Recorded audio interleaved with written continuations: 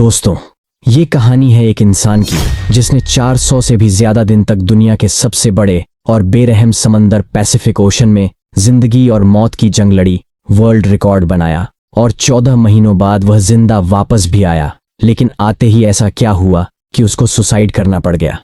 जानते हैं इस वीडियो में पूरी संगीत कहानी।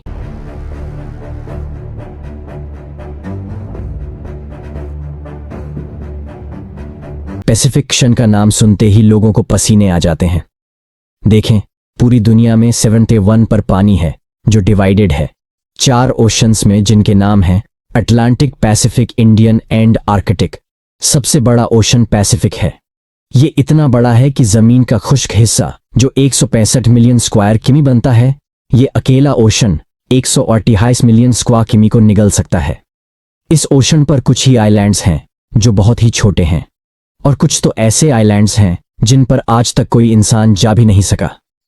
अब अगर गलती से भी कोई इंसान पैसिफिक ओशन में गुम हो जाए तो उसको ढूंढना तकरीबन नामुमकिन है। पैसिफिक ओशन में 14 महीनों तक जिंदा रहने वाले इंसान का नाम था होसे सल्वाडोर एल्वारेंगा।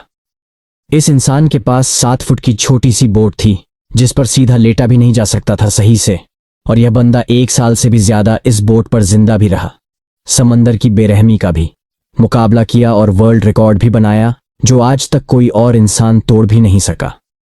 होजे सिर्फ अपनी किस्मत से मजबूर था कि वह इस बदतर मुश्किल में फंस गया। यह बात है 2012 की। होजे 36 साल का एक तजुर्बा का मछुआरा था जो मेक्सिको के एक गांव कोस्टा अजुल में रहता था।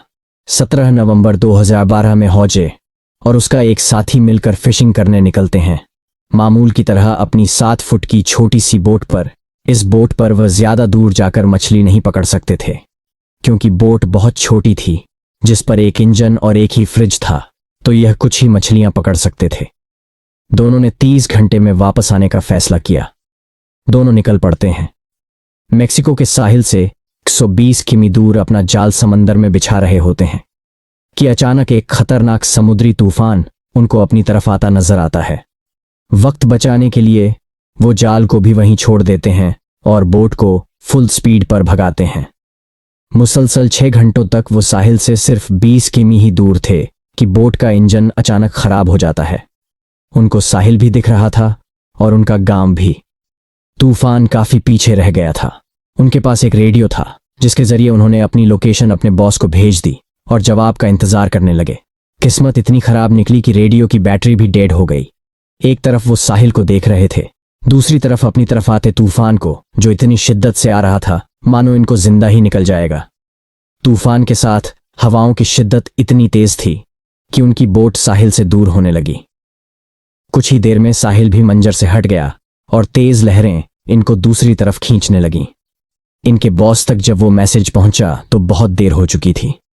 चुनांचे उसने एक सर्च पार्टी भेजी इनको ढूंढने के लिए, लेकिन हर गुजरते लम्हे होजे की बोट दूर से दूर होती गई। तूफान की शिद्दत की वजह से ये लोग ना तो कुछ देख पा रहे थे और ना कुछ समझ पा रहे थे कि अब वो किस जगह पर हैं और साहिल किस तरफ है।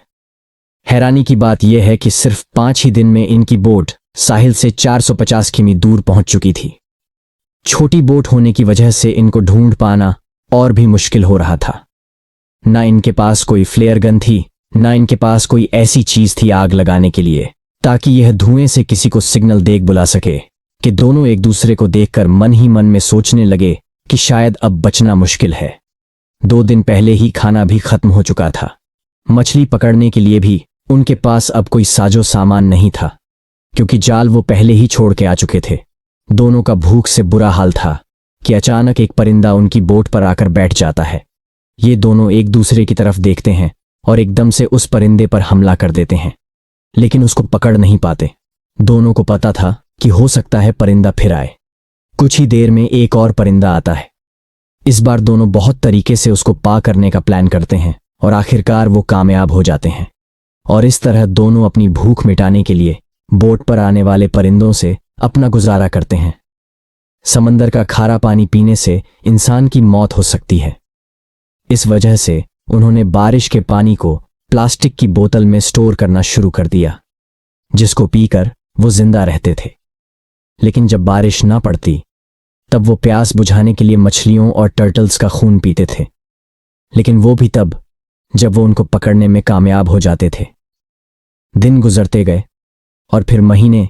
ये दोनों जिस मेंटल टॉर्चर से गुजर रहे थे वो इमेजिन करना भी हमारे लिए बहुत मुश्किल है। आखिरकार हौजे का साथी ये टॉर्चर बर्दाश्त ना कर सका और 4 महीनों के बाद उसने सुसाइड कमिट कर लिया।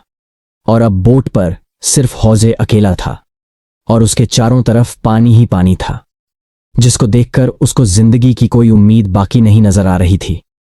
लेकिन अपने हालात से तंग आकर वो जैसे तैसे जिंदगी गुजारने लगा। मैप्स में देखा जाए तो एक अंदाजे के मुताबिक हौजे पैसिफिक ओशन के इस हिस्से में मौजूद, जिसको दुनिया का खामोश तरीन हिस्सा माना जाता है, क्योंकि यहां से सिर्फ कार्गो शिप्स ही गुजरती है। मेक्सिको के साहिल को छोड़े 6 महीनों से भी ज्यादा हो चुके थे और इस दौरान हौजे ने अपने साथी को भी खो दिया था। इस वजह से वो काफी ज्यादा फ्रस्ट्रेट हो चुका। एक दिन हौजे को दूर समंदर में एक कार्गो शिप नजर आती है। पिछले 6 महीनों में ये पहली शिप उसको नजर आई थी और यह मंजर देखते ही उसमें जिंदा रहने की उम्मीद फिर से वापस आ गई। हौजे ने कार्गो शिप की तरफ हर मुमकिन इशारा करने की कोशिश की, लेकिन बदकिस्मती से शिप इतनी दूर थी कि हौजे को वो ना देख सके और देखते ही देखते हौजे की नजरों से वो शिप भी गायब होने लगी और वो यह सोचने लगा कि शायद मेरी किस्मत में मरना ही लिखा है। दोस्तों, जरा सोच, 6 महीने तक आप दुनिया की ऐसी जगह पर टक हो जहां पर आपको दूसरा इंसान भी नजर नहीं आता, और अगर एक लंबे अरसे के बाद आपको कोई दिखे लेकिन वो आपको ना देख सके और गुजर जाए तो आपको कैसा लगेगा। 11 महीनों के बाद हौजे अपनी इस छोटी सी बोट पर 8000 किमी ट्रेवल कर चुका था। उसके कपड़े भी फट चुके थे और उसके पास खुद को सनलाइट से बचाने के लिए सिर्फ एक अंडरवेस्ट ही बचा। आखिरकार वो घड़ी आ गई जब किस्मत हौजे पर मेहरबान हुई। 30 जनवरी 2014 को, यानी पूरे 14 महीने के बाद, हौजे ने आसपास पानी में नारियल तैरते हुए देखे तो वो समझ गया कि ये इस चीज की निशानी है कि पास में कोई आइलैंड है जहां से नारियल गिरकर तैरते हुए उसको नजर आ रहे हैं। और थोड़ी ही देर बाद उसको हकीकत में एक आइलैंड नजर आता है, लेकिन उसको डर था कि ये आइलैंड भी कहीं उससे मिस ना हो जाए। इस वजह से वो पानी में खुद गया और स्विम करके आइलैंड पर पहुंच गया। पिछले 14 महीनों में हौज ने पहली बार किसी जमीन पर कदम रखा था और जब वो आइलैंड पर पहुंचा तो वो एक मंजर देखकर जारो कतार रोने लगा। उसको एक छोटा बीच हाउस दिखाई दिया जिसमें वहां के लोकल्स मौजूद थे और पिछले 438 दिन में हौजे का पहली बार किसी इंसान के साथ कांटेक्ट था। ये आइलैंड मार्शल आइलैंड्स का एक रिमोट आइलैंड था जिसको इबन अटोनी कहा जाता है, और ये आइलैंड हौजे के स्टार्टिंग पॉइंट से 11,000 किमी दूर था। हौजे की किस्मत अच्छी थी कि वो आइलैंड के करीब पहुंच गया खुद से, वरना हौजे से अगर ये आइलैंड मिस हो जाता तो अगला स्टॉप उसका फिलीपींस में होता, जो इस आइलैंड से भी 5000 किमी दूर था। हौजे को वहां से अपने घर वापस भेजा गया और पहुंचते ही वो एक और मुसीबत से गिर गया। वापस पहुंचने पर हौजे ने 438 दिन के नाम से एक बुक भी पब्लिश की, मगर हौजे पर अपने साथी को मारने का इल्जाम लगाकर उस पर केस कर दिया गया, वही साथी जिसने हौजे के मुताबिक सुसाइड किया था। इतना कुछ देखने के बाद जिंदा वापस आने वाला शख्स जो अपनी सफाई बयान ना कर सका और उसको जेल भेज दिया गया। हौजे ने परेशान आकर सुसाइड कमिट कर लिया और इस तरह से ये स्टोरी कंप्लीट होती है। उम्मीद है आपको ये वीडियो पसंद आएगी। अगर इस तरह की मजीद वीडियोस आप देखना चाहते हैं हमारे चैनल को सब्सक्राइब कर लीजिए। आपसे मिलते हैं अगली वीडियो में। अल्लाह हाफिज।